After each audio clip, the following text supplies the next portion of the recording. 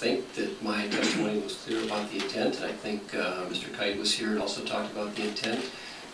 This was a bill that was proposed by the school administrators. I agreed to carry it in the legislature, and I think the intent is clear, that the structure of bargaining as it is today, we believe could be reformed, could be made better, and the structure of my bill intends to do that. It doesn't eliminate any deadlines.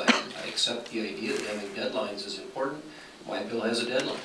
It says you've got a specific time to reach an agreement. After such time as an agreement isn't reached, then there is arbitration that will settle the differences, settle the contract at that time. Makes it very clear. It does not allow for that protracted, lengthy, perhaps leading into even a strike condition. It provides for a way to settle the contract. So I think the intent is clear. I think that there is a larger question of how do we deal with compensation. I think that is an issue that we're all interested in, goes far beyond the scope of my bill. I think we'll try to take that up, but the reality is that every school district deals with a limited amount of funds. And that's the question. How do you deal with a limited amount of funds? 80% of your cost is salaries and benefits of employees. And we have a process to settle how those funds are going to be used.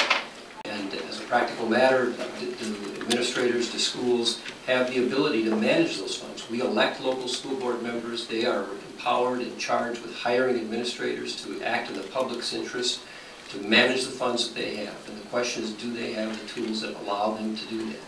I think this is the bill that I have is a structure that allows those people that we elect locally to be empowered, to have a process where there is certainty to it, and it comes to a conclusion that is predictable and final.